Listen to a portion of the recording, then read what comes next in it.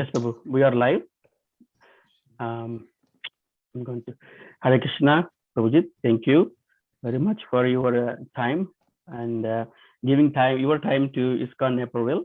I know you are our old resident of Naperville. Thank you for coming back for this lecture. We really appreciate your time. So, little bit introduction about Sundarananda Prabhu. He used to be our congregation member, book distribution. So I'm just going to give some introduction about a little thing about so many things about him, but we're just going to give very little thing, whatever we know about him. So Sundarananda Prabhu has been practicing Krishna consciousness since 2004. Prabhu, we joined both at the same time. He has served for several years as an active book distributor in ISKCON, Washington, D.C., Baltimore, and Naperville. He currently serves as a congregation development director in ISKCON, Baltimore. He loves to read Srila Prabhupada books systematically, facilitates a few reading groups, and enthuses spiritual practitioners in reading and distributing Srila Prabhupada books. He is an IT architect by profession and lives in Baltimore with his family. Those who know Sundarananda Prabhu appreciate his unassumingly humble mood, gentle speech, and caring personality. So Prabhu is, I know Prabhu personally also, and he is very good in managing book distribution. He plans. He's an architect by nature, so he architects how to do book distribution amazingly. So we're going to hear from Prabhu today on summary of Bhagavad Gita, chapter 4. So Prabhu, please, you can start the presentation if you have one. Thank you, Prabhu. Sure. Yeah, thank you so much, Pandran Gopal Prabhu, for Hare Krishna. Okay, I don't have a PowerPoint presentation. Please forgive me. I'll just speak from Prabhupada Bhagavad Gita. Yeah, so first of all, I'm thankful for the opportunity and also thankful for all of you to make your time so that we can discuss Bhagavad Gita today. And please pray that we all can please Krishna together through this endeavor for the next 45 minutes. And Krishna is pleased and we all go one step closer towards him. Thank you, devotees. So my obeisance to all of you. Vanchakalpatarubhesha, Kupasindhu Bhyavacha, Patitanam Pavanebhyo, Vaishnavibhyo Namo Namah. We'll offer a praise to our Acharyas, Prishmaster and Acharyas, and then we'll start our discussion. Om Jnanatimirantasya Jnananjana Shalakaya Chakshurumritam Yena Tasmai Shri Gurave Namaha. Namo Vishnupadaya Krishna Prasthaya Bhutale Srimate Bhakti Vedanta Swami Nityanamane. Namaste Saraswati Deve Gauravani Pracharini Nirvishesha Shunyavadi Paschatya Desatarini. Jai Shri Krishna Chaitanya Prabhu Nityananda Sri Advaita Gadadhara Sri Vasadi Gaura Bhakta Vrinda. Hare Krishna Krishna Krishna Hare Hare Hare Rama Rama Rama Hare Hare. Hare Krishna Krishna Krishna Hare Hare Hare Rama Rama Rama Hare Hare. Hare Krishna Krishna Krishna Hare Hare Hare Rama Rama Rama Hare Hare. Okay. Yeah, thank you once again for joining our discussion today. It's nice to see some of my friends and some of my seniors also on the call. Please bless me that I can speak something of value for all of us. So I'm very excited the topic to prepare for the topic more than speaking on the topic. And the topic is chapter 4 of Bhagavad Gita, Transcendental Knowledge. It's a wonderful chapter, wonderful topic. I gained so much by preparing, and also is a wonderful practical thing for all of us in our life. So we'll go through some of the things. Since we have only short time, now close to 40 minutes only we have. But what I wanted to do is I'll share briefly overview of the whole chapter with the flow in mind, what you learned until now. And then I'll leave some time for the reflections and also any points that somebody wants to add, or also if there are any corrections so that everyone understands it properly, please feel free to share after the session. And then also you can we can discuss any questions. Even if I do not know, other devotees, my seniors also can answer. So we'll do. So first of all, I was very happy to see that you're doing these sessions, like 16, the Bhagavad Gita overview sessions, 18 sessions. It's a very nice thing, because in my reading also, what I noticed is when I understand the overview of whatever I'm reading, and also when I understand some flow and it makes some logical sense on how it's going through, then I can absorb I can be more comfortable to dive into the details. So you're fortunate that you're all discussing at overview and flow level of Bhagavad Gita first. That enables some of you to go dive deeper also into the Bhagavad Gita. So that's a very nice thing. Please utilize this opportunity. If you did not hear it, previous sessions by any chance, please hear from YouTube channel for Naperville. So then you will appreciate entire Bhagavad Gita flow nicely. So I'll give you some connection from the context wise, how this chapter 4 starts. And then we'll go into some of the details of chapter 4. Not every detail. Prabhupada wrote a beautiful purpose in this chapter. So many points, but we'll touch on some of them only. Yeah, and also utilize many of you might know, there's a wonderful devotee called Sutapa Das. He prepared a short overview of Bhagavad Gita based on Srila Prabhupada Bhagavad Gita. It's called Gita Live. It is there on schoolofbhakti.com website. It's free download, but I will also use some of that also, along with Prabhupada purports and what I learned from my mentor and spiritual master and other senior devotees. So let's go through. So basically, if you recollect, Bhagavad Gita is obviously a conversation between Krishna and Arjuna. And in the chapter 1, Arjuna expresses several doubts in fighting the war. Should he fight the war? Why not? Like that. He expresses several doubts we heard. In a sense, Arjuna was bewildered. We hear from our acharyas that Krishna put Arjuna in that condition for our benefit. So nevertheless, in this condition, Arjuna was bewildered. He had lots of doubts. So there is one observation from first chapter. And then after that, in second chapter, he surrenders to Krishna and accepting as Guru. So that's a very important milestone that happens in second chapter. And then Krishna gives a knowledge of the entire Bhagavad Gita in a summary fashion. So that also we see in the second chapter. And then after giving the knowledge in the summary fashion, the third chapter we hear Arjuna asking the doubt whether, because Arjuna had this, Arjuna wants to clarify something, where it's better to not fight, because is it not fight and stay, like renunciate, like giving up work, or it's better to work like that. So then Krishna beautifully explains that chapter in the third chapter, previous chapter. I'm not going into full details, considering the time.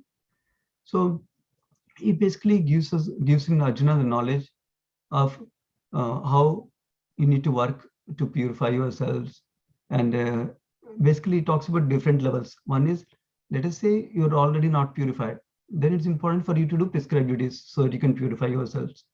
And then next he says, later in this chapter he says, let us say you're already purified, but still to set an example for others, still you need to do your duties so that others can seeing and will help them, like that. So that's a very high level.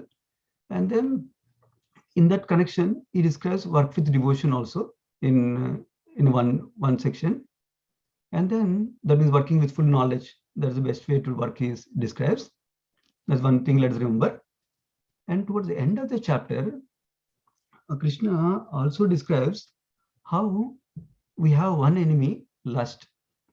That is what causes material bondage for us.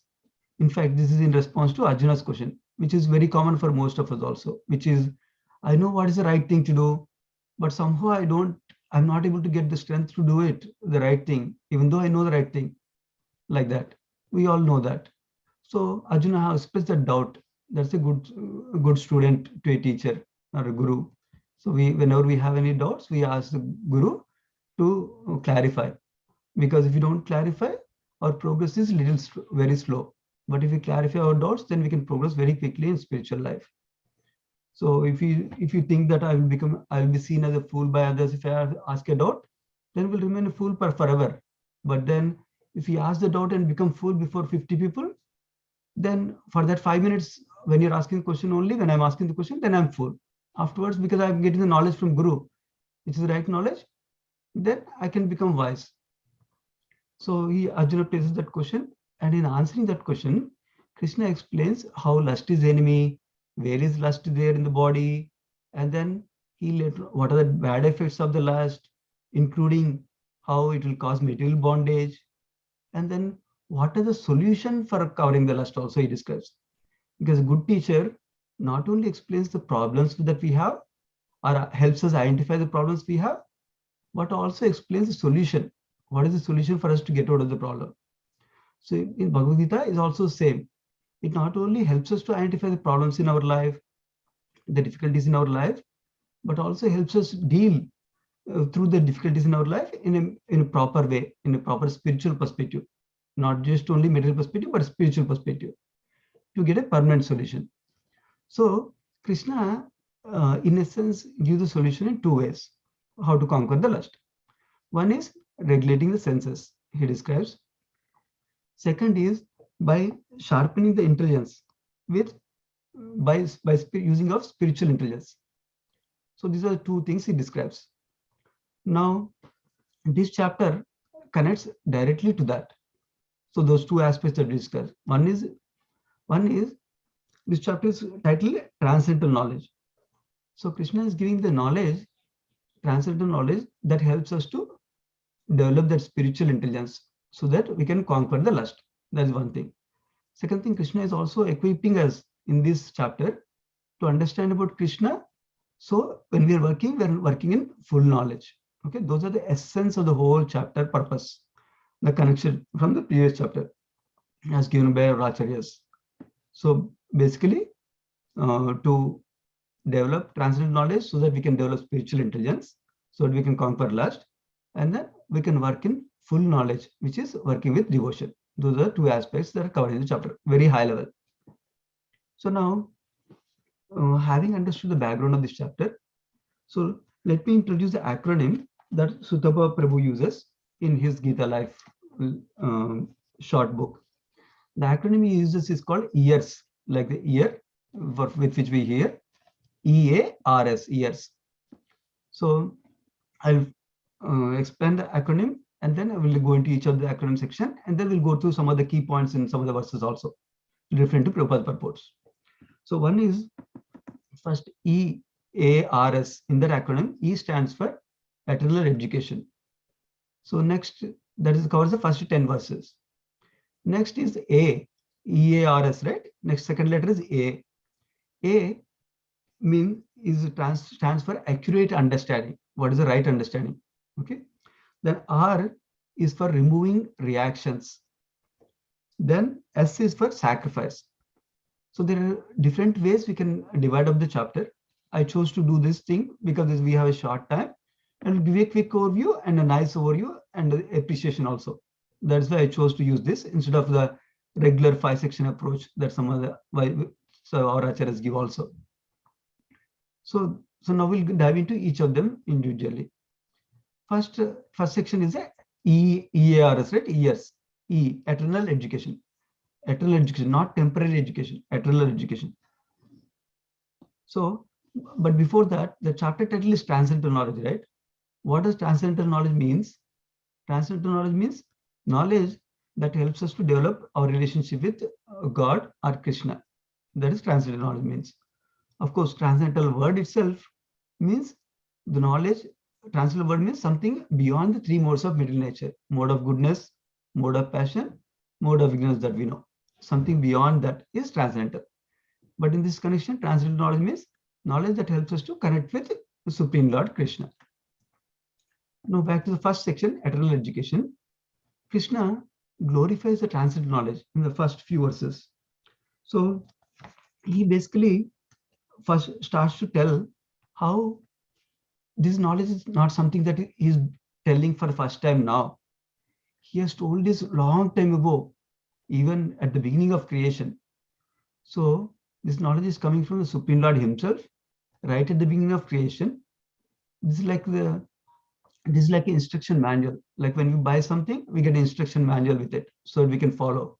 Similarly, when Krishna created this whole universe, material creation, he provided this knowledge also for us so that we can understand the purpose of this material world, the function of the material world, and work properly. So sometimes we hear the term called Sambandha Jnana also. That's very much connected to this topic also. Sambandha Jnana means the knowledge of us as a spirit soul, part and parcel of Krishna and servant of Krishna, and the knowledge of Supreme Lord and our relationship between us, and knowledge of the material world and relationship of Supreme Lord with the material world also. This is Sambandha Jnana. So this transcendental knowledge, he says that he personally explained to sun god Vivaswan, and then who explained it to his son Manu. In fact, we are in the same Manvantara called Vaivasvata Manvantara. And then who explained it to Ikshvaku, who is one of the ancestors of our Lord Rama. So because the Lord Rama came in the Surya dynasty, which we hear Vivaswan is the occupying the Surya post, sun god post currently in the Vaivasvata Manvantara. So he describes that he already told that knowledge before, and then he describes this knowledge, what is the right way this knowledge gets propagated. The right way this knowledge gets propagated is through parampara or disciple successions. So that's the important thing for us to understand also as spiritual practitioners, because generally the tendency is, I want to know about Krishna, so I can hear anywhere, from anywhere, read from anywhere, whoever is telling me about Krishna. That's a general tendency. But Krishna is describing, we should hear from parampara or disciple succession. What does the disciple succession means? Disciple succession means the Krishna, the original Supreme Personality of Godhead, gives the knowledge to the next teacher, who will give to the knowledge to the teacher, like that. It comes on, knowledge comes on without any alterations. So in this connection, Krishna explains that knowledge got altered. The original purpose is no more preserved. That is why Krishna is personally making an appearance and helping us to understand the right knowledge by speaking to Arjuna again. So I mentioned this is important for us as practitioners, right? So we hear about there are 4 proper disciple successions that are there, starting from Krishna himself. We hear about Sri Sampradaya, that is coming from Lakshmi Devi, and then Brahma Sampradaya, that's coming from Lord Brahma. In fact, our Sampradaya is coming from Lord Brahma. Ours is called Brahma Madhva Gaudiya Sampradaya. So Srila Prabhupada is our founder Acharya for ISKCON. And then next is from Lord Shiva. So through Lord Shiva is coming, it's called Rudra Sampradaya. And then next is called Kumara Sampradaya.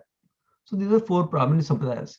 So when we are trying to get transcendental knowledge, we should go to a teacher who is bona fide, who has a guru himself, not something that he recognized yesterday morning when he woke up, he got some knowledge, not like that. Something he has learned from his own guru, who is coming in this line of disciple succession. That's one main principle I want to mention. So now, that's the parampara principle. Now, after hearing the parampara principle, Arjuna asked a doubt: how come you are just contemporary to me? How come you told to sun god who's there so many years ago? And then he asked submissively. Then Krishna explains in return to that about his own nature and why does he appear and what is the benefit of knowing him, what is the benefit of understanding him, he explains. So Krishna explains that he is different from an ordinary conditioned jiva like us. We have a material body, we are a spirit soul inside this gross material body and a subtle material body. But for Krishna, there's no separate external body and soul. There are no 2 entities like that. His body is also spiritual, unlike our material body currently. So he explains that, and he also explains the point how we, because of this material body, when we are transmigrating after death to another body, we have a forgetfulness also. We cannot remember the past lives. Of course, there are exceptions always. That's also done for a purpose. So, but that's very, very rare. In general cases, we don't remember the past life. Even if you remember one life, we'll not remember the previous life before that, like that, right? But unlike that, he is transcendental, is beyond the modes. Modes don't affect him. So he gives that knowledge in the few verses. And then he describes, why does he come? He comes to establish religion. He comes to, we hear this very famous verse, right? Paritranaya sadhuna, vinashaya cha dushkutam, dharma samsthapanarthaya, sambhavami yuge yuge.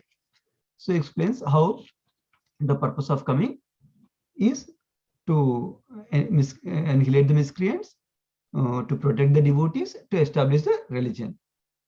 So now somebody may ask, anybody else can do it, his devotees can do it, why does Krishna has to come personally? That's also Krishna addresses. Basically, this is one of the key things that comes is, Krishna loves us. Krishna wants us to come back to him. Krishna wants us to be eternally happy. So he comes for our sake to perform his pastimes, to attract all of us. And also he wants to personally offer his protection to his devotees, not like somebody takes care of protection of devotees. Those are the main reasons Krishna comes. So then next, and then he describes, when somebody properly knows, then what is the result of that? When somebody knows properly Krishna's nature like this, transcendental nature like this, we will love Krishna. In fact, that is a test for us as devotees also. How much attraction I'm getting? If my attraction is not developing, that means I don't understand Krishna sufficiently enough. So then I hear more from Krishna and Krishna's devotees in parampara, and I read scriptures. Then I will understand Krishna more, Krishna's form, so that I will be attracted to him, Krishna's qualities, how compassionate he is to devotees, how he protects his devotees, how he is so loving to devotees. So these all we can learn from Bhagavad Gita and Srimad Bhagavatam. That's the benefit of transcendental knowledge. So then we will develop attraction to him. When we have attraction for something, then we are internally motivated, not externally motivated. We are internally motivated to strive for that. So it's not like 1 or 0. Our attraction grows as we continue practicing devotion service. That's the beauty of devotion service, wherein everything is interconnected, and we naturally grow in devotion service as long as we follow sincerely with the guidance of a mentor and a spiritual master. So now that is the first section. Next section, Krishna talks about, remember the acronym is EARS, E for eternal education. Now we go to the next one. Next one is called accurate understanding. So accurate understanding, in this section, Krishna describes a few misconceptions commonly people have, and he debunks them. What is one of the misconception is about how, is about how people think all paths lead to the same goal. For example, this is a big topic, but because we do not have time, I'm just mentioning it. So basically, the question might come up, how come there are so many gods, so many demigods like that? Krishna describes, I'm mentioning it in brief, Krishna describes that there's only one God, that is himself, Supreme Lord. There are many assistants he has, demigods. Sorry. And then, so why do people worship demigods? People who are not so intelligent, who do not have full knowledge, they have material desires, and they want to quickly get some material results. Then they approach the demigods, Krishna explains. Of course, in later chapters, Krishna explains how that worship is improper. Avidhi Purvakam he mentions later chapters. But for this chapter, he mentions like this. So now, we also know from Srimad Bhagavatam that Akama Sarvakama Moksha Kama Udardi. So in that verse is described in second canto, that whether we have no material desires, whether we have all material desires, doesn't matter. We can still approach Krishna. What is the benefit of approaching Krishna? Krishna not only fulfills our material desires, but he also takes away the impurity that wants to enjoy that material desire. So that impurity peaks. Classic example, is Dhruva Maharaj that we hear about in Srimad Bhagavatam. Dhruva Maharaj had a material desire, but he approached a bona fide spiritual master, Narada Muni, who guided him properly. So that way, and when he approached Krishna with that material desire, with the guidance of a spiritual master, his material desire was purified from the heart. Finally, when Supreme Lord appears before him, he said, "I'm so sorry. I somehow I was asking for glass instead of when we have a diamond before me." Like that, he was asking. That means he didn't have any enjoyment mentality anymore. But other side, you can notice also. Other side is Krishna took away that impurity, but Krishna still gave him the kingdom what he wanted. So that is the benefit of worshipping Krishna. So we're not losing on a long-term basis when you worship Krishna. Whereas when you worship demigod, we might gain in the short term. We'll get some short-term benefit because demigods only can give material benefit that is temporary. But then we're suffering on the long-term benefit. So that's what we need to keep in mind. So that means if you worship demigods, you go to demigods. If you worship Krishna, you go to Krishna. So the goal, if you do both paths don't lead to the same goal. Krishna is clarifying in this section. So another thing Krishna clarifying in this section is what is the caste system about? So it's also a big topic, but I will mention it. So generally, many people are concerned and worried that Brahmanas who are higher class of society, they exploited and manipulated the lower class of society. That's how everything is messed up like that. But Krishna describes what is the right criteria for those castes. And so we hear one of the famous verses, Chaturvarnyam Maya System, Guna Karma Vibhagasaha, Tasya Kartaram Abhimam, Vidhi Akartaram Avyayam. So Krishna describes this caste system is not based on who I'm born to, not who is based on my father or mother like that. It's based on guna and karma. What is that? Guna means qualities, karma means activities. This guna can mean two different things. One is like normal qualities that we have in terms of character. Like Brahmana is one who is very truthful, clean, austere, like that. And then Kshatriya is one who is valorous, very brave, doesn't go away from battle. And then Vaishya is someone who has a mentality to earn money and who can take care of agriculture and cow production. And the Sudra is the one who is attitude is of service and is very clean, like that.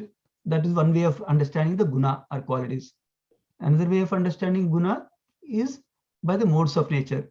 For example, Prabhupada mentions in the purport, Brahmana is predominantly in mode of goodness. Kshatriya is predominantly in mode of passion. Vaishya is a mixture of passion and ignorance. And then Sudra is predominantly ignorance, like the Prabhupada describes in the purport. So this is one way of looking at by guna, how the four classes are divided, right? And then another thing is about guna karma, we said, right? Karma, activities. What kind of occupational duties we are doing based on that also. Brahmanas traditionally they learn from scriptures and they share the scriptures. They worship the deities and they teach others how to worship. Like these duties, then they accept charity and then they give charity. Like that, there are lots of duties are described in Srimad Bhagavatam 7th canto. There's a whole section of Varnashma that Narada teaches Yudhishthira Maharaj. So like that, based on each Varna, there are different activities also that are given in the scriptures. It is meant to be based on that, it describes. So now, next aspect is, third aspect we'll talk about. Remember the acronym EARS. E is eternal education we covered now. And we covered about accurate understanding. Now we're going to R, removing reactions. How cultivating transcendental knowledge clears our reactions, our karmic balances, karmic bank balance that we have. So normally, this is a common, this is a simple understanding we all know from the foundation of the Krishna consciousness.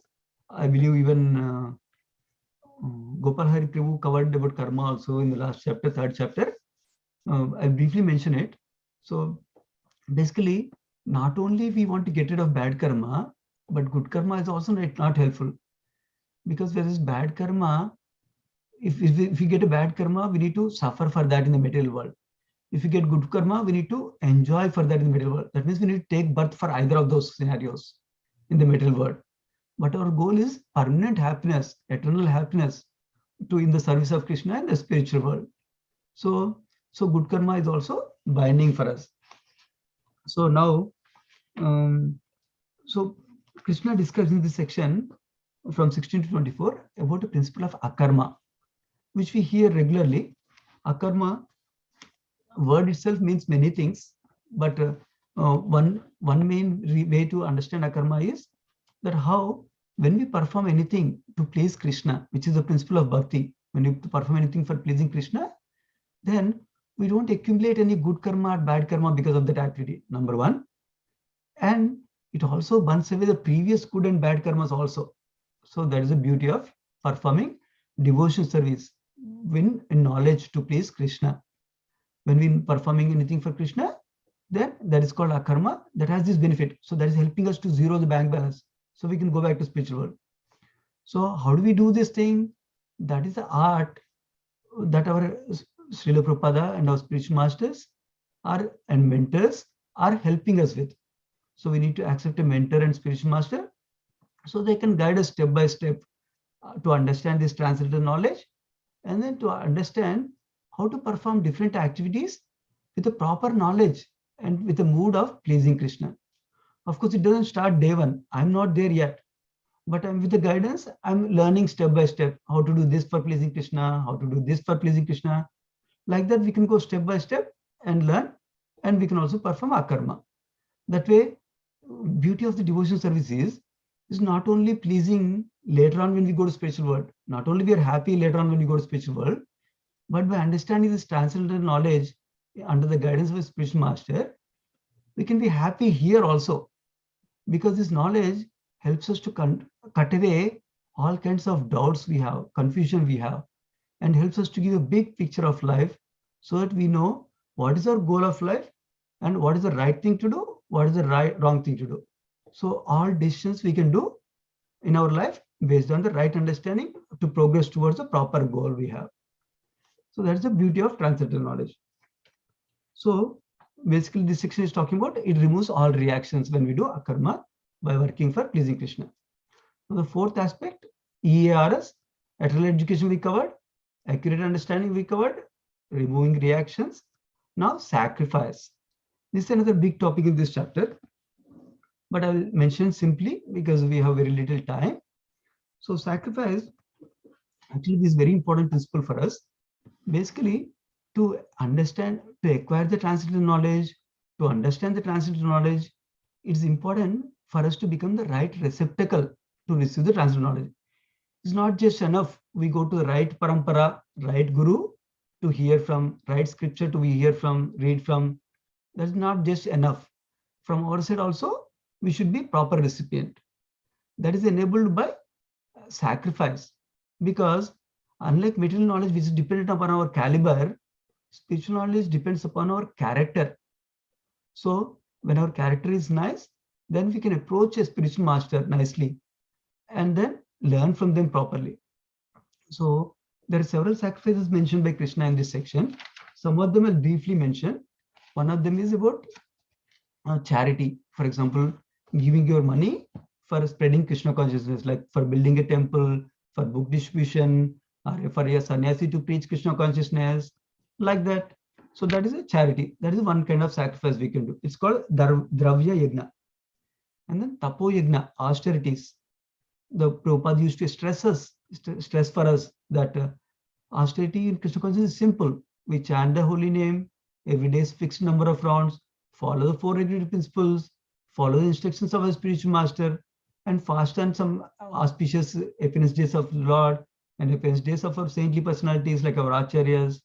Like simple austerities we can perform. Or getting up, sometimes Prabhupada used to say, get up in the morning, attend Mangalarti, chant the holy name, hear Srimad Bhagavatam every day, like that also. That's the austerity. That's another nice sacrifice. So the big sacrifice Krishna focuses in this section is the famous verse again. Tadvidhi pranipatena pariprashnena sevaya upadekshanti te gnanam dhaninas tattvadashnaha. So again, each of these things we can discuss for a long time. I'm already running out of time, so I'm mentioning few things only, but I'm happy to clarify anything that is not clear. So I'll mention a little bit. So in this section, Krishna, one of the biggest sacrifices we can do is leave our false pride and false ego, and with a humble mood, we approach a spiritual master who has already seen this, who is already above us, who has already realized Krishna, who has already realized Krishna consciousness. So we approach in a humble mode. That is one. Then we inquire submissively, not in a challenging spirit. We are encouraged to ask questions, but ask questions that are helpful for our spiritual growth, not just for technical differences. Of course, for some devotees, that's also important to understand technicalities. But more important, is this answer to his question will be help me to grow in Krishna consciousness or not? That's what we need to see. Then another aspect, approach in a humble mode, inquire submissively, and serve the spiritual master. This is the most important component, because when we serve the spiritual master, then only even the knowledge that is given, we'll be able to receive it and we'll be able to realize it. So in fact, the service that we do for Vaishnavas or at the temple or to the spiritual master, all these are helping us to realize the knowledge that we are receiving. Otherwise, it will not become realized knowledge. It will just become a scholarly knowledge. So to summarize, sacrifice is helping us to develop character that is helpful to receive the transcendental knowledge and to imbibe the transcendental knowledge. So that is the last section for this section. So I was hoping I'll take a couple of more minutes before we ask others to share anything that I might have misspoke by mistake with my limited understanding, or anything you would like to add that will complement the topic for better understanding for other devotees. So I'll mention one more thing in terms of the practical application. Now we heard about, by understanding transcendental knowledge, by gaining transcendental knowledge, we can conquer the lust and we can work with devotion for Krishna. That will help us to reach our goal of performing pure devotion service in spiritual world. Like that we heard, right? And then we heard sacrifice is important. And one of the important sacrifices I forgot to mention is Swadhyaya. That means reading scriptures regularly. So I know many of you already are advanced in this Krishna consciousness mostly, but in case anyone is there in the audience, I want to cover all aspects, few of the aspects. One is, it's important to have a regular association for us from devotees. That can be either daily association, if that is not possible for some reason, weekly association. That's the most important thing for us to grow in spiritual life. So, for example, in Naperville, there is a Srimad Bhagavatam classes are being given by nice devotees. So you can daily take association of hearing from Vaishnavas, hearing from Srimad Bhagavatam, which is not different from Krishna itself. That is one association of devotees.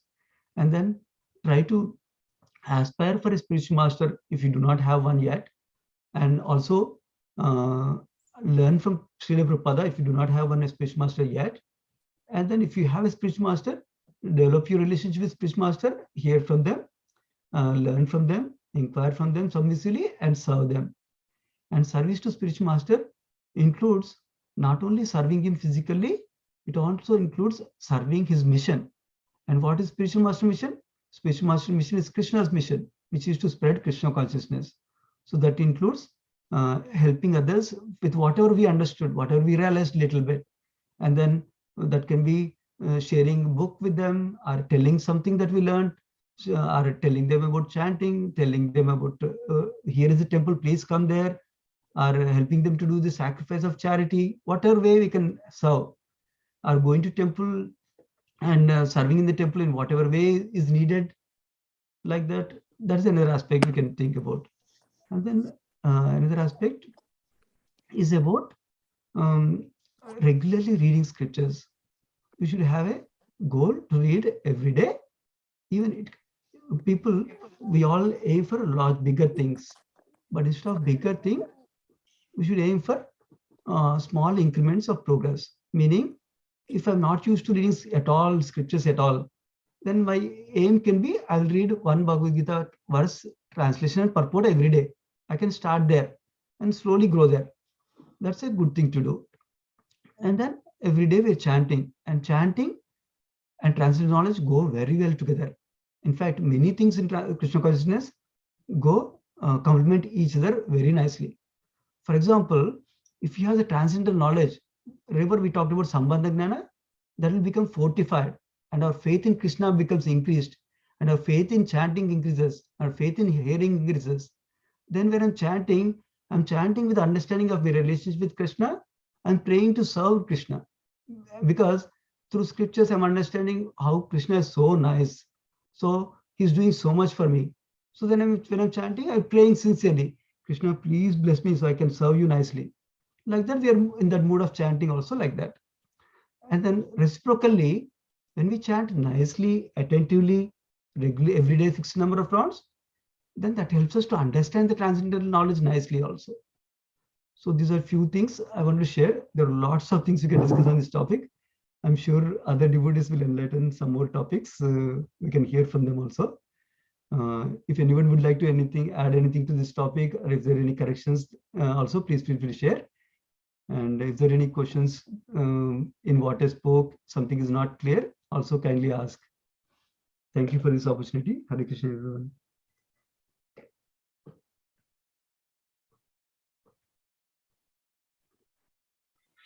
Hare Krishna Prabhu, please accept my humble obeisances. All glories to Srila Prabhupada. This is Amrita Kelidati Prabhu.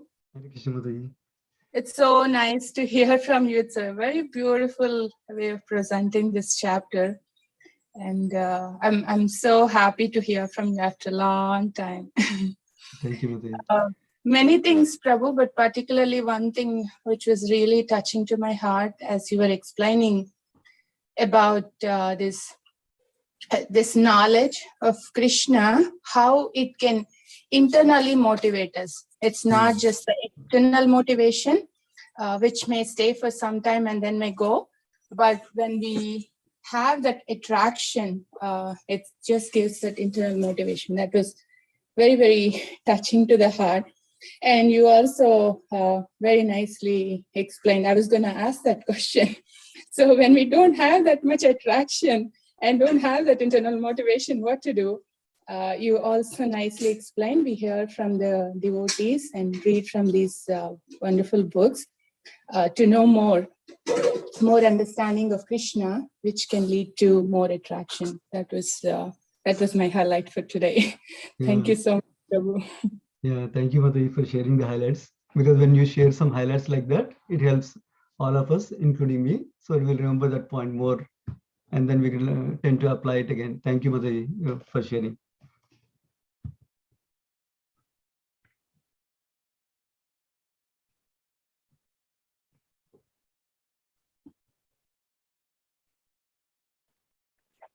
Thank you, Prabhuji. Nice class. Very nice insight. Years. Eternal education.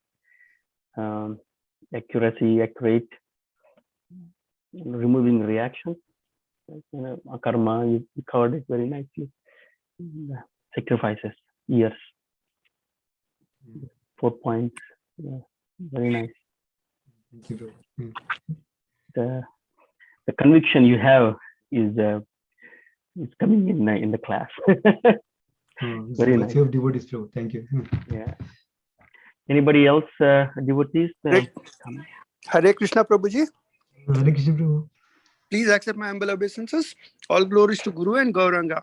Nice to hear from you after a very long time, Prabhuji. Yeah. Nice to hear you, Prabhu. Radhakunja Bihar, Prabhu. Go ahead, Prabhu. And nicely presented, nicely summarized actually. One thing that stuck to me was, when you said austerities are done so that it can shape the, personality. That is something which I had not realized. That's such a nice, this thing, Prabhuji. Thank you for bringing that perspective to, that's all, Prabhuji. Thank you so much. Yeah, thank you so much, Prabhu.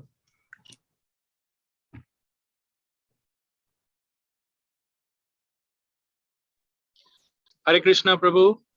Hare Krishna, Sanjay Prabhu. Yeah. Thank you very much. Very nice summary. And especially the ears helps to remember it for longer time, otherwise it just goes away. My question was like, I understand that sacrifice does help us to come in that mode of goodness, because of regulations and everything. Does it also changes our psychophysical nature if the nature is more in a mode of passion or ignorance? Does it also helps us to change that nature, which is very deep rooted? Absolutely, bro. Yeah. First of all, that's one important thing for us to understand. Many of us think that my nature is like this, I will not change. That's not true at all. Because if that is the case, we will not have scriptures to learn from and change anything, learn anything and improve everything. So our psychophysical nature can change. That is the first aspect. Now, your question is specifically about sacrifice. Sacrifice is not only helping us to get to mode of goodness, it's also getting us to transcendence. For example, one of the sacrifices I talked about, of course, it also depends on the mood of the, consciousness of the person who's doing sacrifice, right? Like, for example, charity, we hear about charity in ignorance, charity in passion, charity in goodness, and there's a transcendental charity. So as practicing devotees, we try to do the transcendental charity. What is transcendental charity?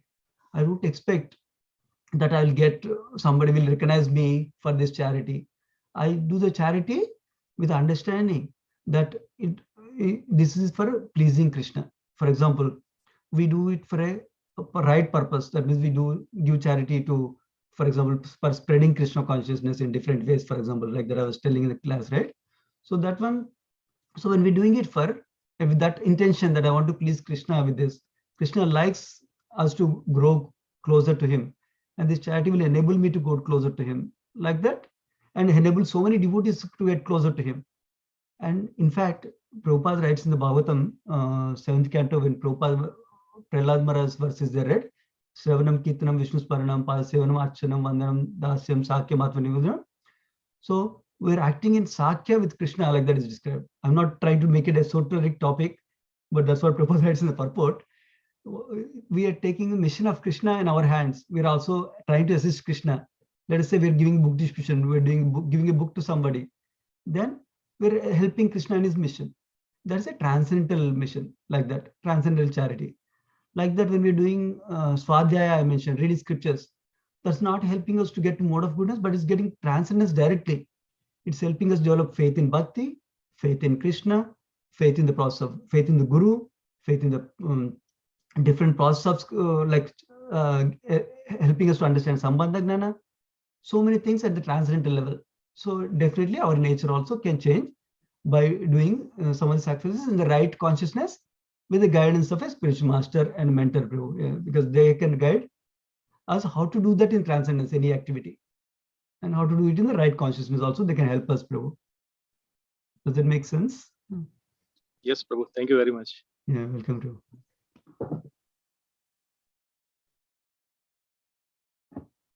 Any other comments or questions?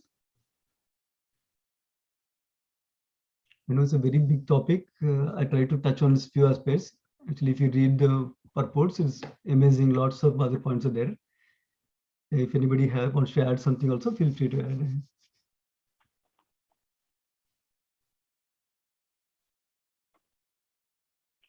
Let me check online, Prabhu. Anybody from YouTube? Sure. Yeah, I don't see any questions or comments on YouTube. Any questions on Zoom call, Mataji, Prabhu? Hare Krishna, Prabhu.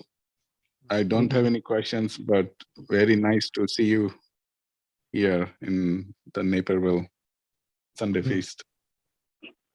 Yeah, nice to hear you, Pratibha, Prabhu. Hare Krishna. I'm also happy to be connected to Naperville somehow or other again. Yes.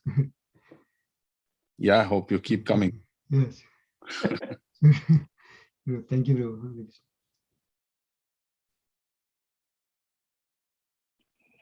Okay. Okay. Just give it another minute, Prabhu. Sometimes people are. Sure. Yeah, you can reflect on what you got from this today's session also. So that way it will help other devotees also to remember. What we used to do is when we hear, each person shares each person shares one point, then everybody recollects the whole class into that time, that way. Maybe I can ask. Can you please touch on, you already touched it, the word tat vidhi pranipatena pariprashnena shevaya. Could you elaborate for my manda buddhi? So if you can explain a little bit more, Prabhu, your realizations. On that will be really helpful for me. Sure, definitely. Because most of the times we may not have association of our seniors or spiritual master. I know we just need to hear from them through lectures. But what is that significance of pranipata, tadvidhi, pariprashna? So those words are very critical to understand. If you can touch that, would be great. Okay. All three aspects, or any particular aspect you're interested in? Pariprashna. Pariprashna. Okay, inquiry. Okay, good. Okay. So inquiry, importance of inquiry, right? Importance of inquiry, like we are normally see. I have this common experience. I'm hoping many of you have the same experience. Let us say I'm looking for shoes right now. My shoes, I need to buy new shoes. Then when I'm going on the road, I will spot some shoe stores that I never saw before. So why is that happening? Because I have a question in mind. I want to get shoes. So the answer is appearing before us like that. That is one aspect, the importance of questions. And then the questions should be right questions for us. That means, how do we get the right questions? Then when we associate with devotees and hear regularly, then we get their desires and we get the questions. The questions can be like, first of all, what is the goal of life? And then how do we get there?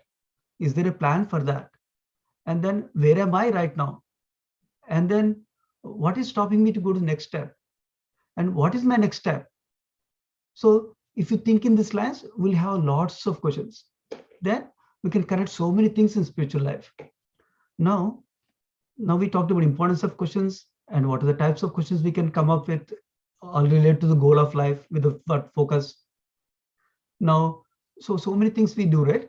So now everybody's clear that we have a goal of life.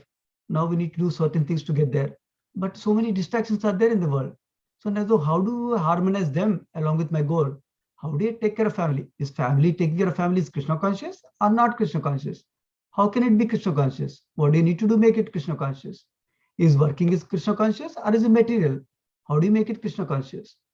Is playing with my son Krishna conscious or is it material? How do you make that Krishna conscious? That if you think like that, we'll get all sorts of questions for our growth. Now, when we have these questions, this inquiry mood, then when we read scriptures or when we hear from spiritual master, then it will satisfy and will stick to our heart. But if I don't have any questions, I'm just listening without contemplating and working on them myself, then it will not go so deeply. But when I'm struggling with my questions, then it will go deeply when I get the answer right, like that. So in fact, this is one of the things teachers do.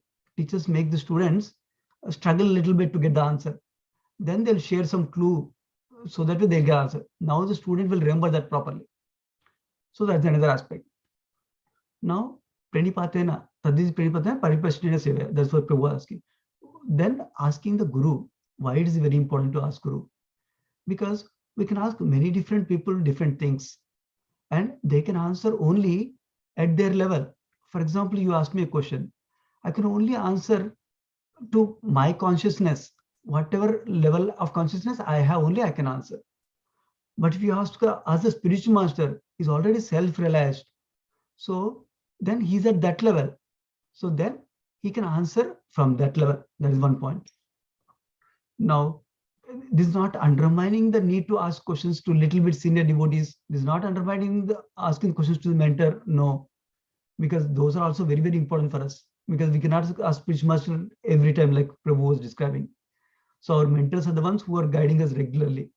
So like that, and also association of devotees like that. It is also helpful. But because spiritual master is realized, when there are multiple benefits of asking questions to spiritual master. But before that, how do we ask the spiritual master question? That humble inquiry is said, right? That means we should ask spiritual master not to challenge or not to test him. Does he know this? Does he not know this? No, that's not the intention. Our intention is to know. He knows more than me. We should have the understanding clearly. He knows definitely more than me. So now I just need to understand from him so that my life will become successful. In that mode, we go before him. Now, when we inquire from him, two things are happening. Usually, spiritual master doesn't answer our question only. Like, what is 1 + 1 equals? We ask spiritual master, he doesn't say 2. He not only answers the 2, but he also answers the point in terms of our consciousness. Why am I asking 1 + 1 right now? So he also sees the consciousness behind it. Where am I at currently? And then accordingly, he guides me with the answer at that level, so that I can go to the next level and continue in my devotion service. That's the other reason we ask questions to spiritual master. So this is a very wonderful topic, lots of things, humble inquiry. But these are few things I was thinking about that is important to ask spiritual master questions. And then one of the ways to, like I said, right, when you have the questions in mind, when we're hearing our spiritual master classes also, then it gets clarified also. So that's also for asking spiritual master also like that. And then when the spiritual master is not nearby, we should have established one mentor relationship for each of us. So that way we're comfortable to share anything and everything, like we hear from Nectar of Instruction, right? Upadeshamrita. Dadati pratignati guhyamakyati prichati. Guhyamakyati prichati. That's very important in our life, especially with a pure devotee, but then with a mentor also. So we share them confidentially what we are going through, and we inquire submissively also from them. That way we tell them, I'm struggling, I'm trying to chant my holy name, but then it's so hard for me to finish my rounds. Can you help me? What can I do? Then we can ask them directly, and then they'll tell us, oh, I tried this before. Can you try? Like that, they will guide us. So we can use that like that. So it's better to go before spiritual master and mentor instead of hiding or keeping everything to ourselves only. Yeah. Those are few thoughts, Prabhu. Thank you, Prabhuji. That's very good realizations and sharing. Really appreciate. Welcome, Prabhu. Okay, we are on top of the hour, almost a minute left. Any other devotees have comments, questions to Prabhu? Okay. Prabhuji, thank you so much for your time and wonderful talk by you.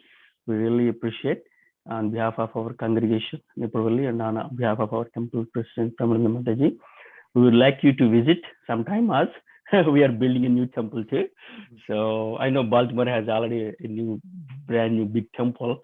You can visit too. And we would like you to move here if possible. Just whatever you want says. Yes, thank you so much. Yeah, Hare Krishna. Yeah, thank you, devotees, for your association also. Hare Krishna. Yeah, Vancha Kalpatargasya, Kupasandu Bevacha, Patitanam Pavanebhyo, Vaishnavibhyo, Namo Namaha. Narayananda Prabhuji ki jai ho. Sri Prabhupada ki jai. Hare Krishna. Hare Krishna, Prabhu. Hare Krishna. Hare Krishna. Everybody please unmute and say Hare Krishna to Prabhu because he is our old friend here. To everybody. Hare Krishna. Hare Krishna. Hare Prabhu, Hare Krishna. Krishna. Hare Krishna. Hare Krishna. Hare Krishna. Yes, Hare Krishna. Hare Krishna, Prabhu. Hare Krishna. Yes, Hare Krishna, Prabhuji. Hare Krishna. Hare Krishna. Hare Krishna. Hare Krishna. Yeah. Wonderful.